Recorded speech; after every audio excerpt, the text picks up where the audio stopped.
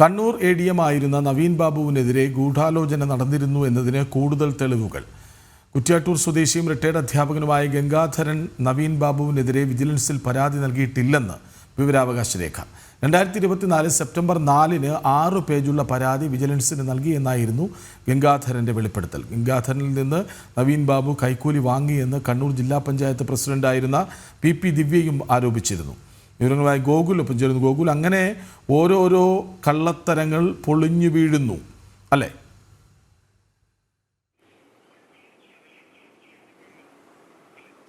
അതുതന്നെയാണ്, ഓരോ കള്ളങ്ങളും ഓരോ ദിവസവും പൊളിഞ്ഞു വീഴുന്ന കാഴ്ചയാണ് ഈ ADM ആയിരുന്ന നവീൻ ബാബുവിന്റെ ആത്മഹത്യയുമായി ബന്ധപ്പെട്ട കാര്യത്തിൽ നമുക്ക് കാണുവാൻ സാധിക്കുന്നത്. നേരത്തെ പ്രശാന്തൻ എന്ന് പറയുന്ന വ്യക്തി പെട്രോൾ പമ്പിന്റെ NOC വാങ്ങുന്നതുമായി ബന്ധപ്പെട്ട് മുഖ്യമന്ത്രിക്ക് ഒരു പരാതി നൽകിയെന്നൊക്കെ പറഞ്ഞ് വാർത്താ സമ്മേളനം വിളിച്ച് മാധ്യമങ്ങൾക്ക് മുമ്പിൽ ഉയർത്തിക്കാട്ടിയിരുന്നു. വിവരാവകാശ രേഖ പ്രകാരം ഇത്തരത്തിലൊരു പരാതി മുഖ്യമന്ത്രിക്ക് അയച്ചിരുന്നു എന്ന് അന്വേഷിച്ച സമയത്തും പരാതി അയച്ചിരുന്നില്ല എന്നാണ് മനസ്സിലാക്കാൻ സാധിച്ചത്. വിവരാവകാശ മറുപടി പ്രകാരം ലഭിച്ച മറുപടിയിലാണ് അത്തരത്തിലൊരു പരാതി പ്രശാന്തൻ മുഖ്യമന്ത്രിക്ക് അയച്ചിരുന്നില്ല എന്ന് വ്യക്തമാവുന്നത്. പ്രശാന്തനെതിരെ അന്വേഷണം നടത്തണമെന്ന് ആവശ്യപ്പെട്ട് പരാതി നൽകിയിരുന്നെങ്കിലും അതും ഉണ്ടായിട്ടില്ല.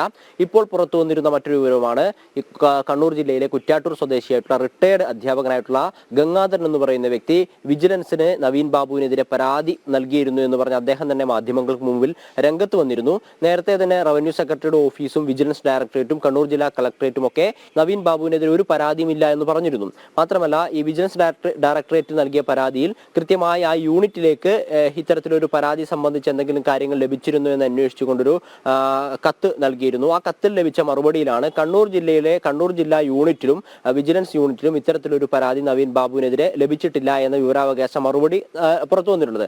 ഗംഗാധരൻ എന്ന് പറയുന്ന വ്യക്തി നൽകിയിട്ടുള്ള പരാതി നൽകിയെന്ന് പറയുന്നതിന് ആസ്പദമായിട്ടുള്ള കാരണം ഇതാണ്.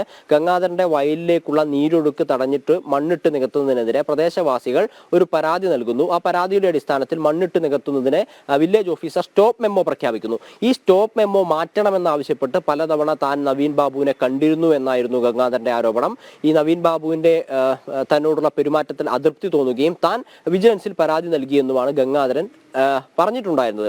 അതോടൊപ്പം ഇതിനെ കൂട്ടിച്ചേർത്ത് PP ദിവ്യ പറഞ്ഞൊരു മറ്റൊരു കാര്യം, ഇങ്ങനെ നവീൻ ബാബുവിനെ ഗംഗാധരൻ കണ്ട സമയത്ത് ഗംഗാധരനോട് നവീൻ ബാബു കൈക്കൂലി ആവശ്യപ്പെട്ടിരുന്നു എന്നും PP ദിവ്യ ആരോപിച്ചിരുന്നു. ഇത് വലിയ വിഷയമായ സമയത്താണ് ഗംഗാധരൻ മാധ്യമങ്ങളെ കാണുകയും ശരിയാണ്, താൻ ADM ആയിരുന്ന നവീൻ ബാബുവിനെ കണ്ടിരുന്നു, ആ കണ്ട സമയത്ത് തന്നോട് നവീൻ ബാബു കൈക്കൂലി ആവശ്യപ്പെട്ടിരുന്നില്ല, അത് തെറ്റാണ്, പക്ഷേ താൻ വിജിലൻസ് ആൻഡ് ആന്റി കറപ്ഷൻ ബ്യൂറോയ്ക്ക് പരാതി നൽകിയിരുന്നു എന്ന് ഗംഗാധരൻ പറയുന്നത്. ഇതുമായി ബന്ധപ്പെട്ട് അന്വേഷണം നടക്കുന്ന സമയത്ത് അല്ലെങ്കിൽ ഇതുമായി ബന്ധപ്പെട്ട് എന്തെങ്കിലും പരാതികൾ കണ്ണൂർ ജില്ലാ വിജിലൻസിൽ ലഭിച്ചിരുന്നോ എന്ന വിവരാവകാശ ചോദ്യത്തിനാണ് ഇപ്പോൾ മറുപടി ലഭ്യമായിരിക്കുന്നത്. അത്തരത്തിൽ ഒരു പരാതിയും കണ്ണൂർ ADM ആയിരുന്ന നവീൻ ബാബുവിനെതിരെ വിജിലൻസിൽ ലഭിച്ചിട്ടില്ല, അതുമായി ബന്ധപ്പെട്ട് ഒരു അന്വേഷണം നടത്തുന്നില്ല എന്നൊരു മറുപടിയാണ് ലഭിക്കുന്നത്. കൃത്യമായ ആസൂത്രണം ഈ നവീൻ ബാബുവിന്റെ കേസിൽ നടന്നിട്ടുണ്ട് എന്ന് വ്യക്തമാക്കുന്ന ഓരോ രേഖകളാണ് ഇപ്പോൾ ഓരോ ദിവസവും പുറത്തു വന്നുകൊണ്ടിരിക്കുന്നത്. കഴിഞ്ഞ ദിവസമാണ് ഈ വിഷയത്തിൽ പോലീസ് കുറ്റപത്രം സമർപ്പിച്ചിട്ടുള്ളത്. PP ദിവ്യയാണ് ഏക പ്രതി എന്ന് പറയുന്നു. PP ദിവ്യ കൃത്യമായ ആസൂത്രണവും ഗൂഢാലോചനയും നടത്തിയിട്ടാണ് ഇത്തരത്തിൽ നടത്തിയത് മൂലമാണ് നവീൻ ബാബു ആത്മഹത്യ ചെയ്യാനിടയായ സാഹചര്യം ഉണ്ടായത് എന്നൊക്കെയാണ് കുറ്റപത്രത്തിൽ പറയുന്നത്. 400 പേജോളം വരുന്ന കുറ്റപത്രമാണ്. ആ കുറ്റപത്രം സമർപ്പിച്ചതിന് ശേഷവും ഇത്തരം ഗൂഢാലോചന സംബന്ധിച്ച കൂടുതൽ വിവരങ്ങൾ പുറത്തു വരുന്ന ഒരു സാഹചര്യമാണ് നിലവിലുള്ളത്.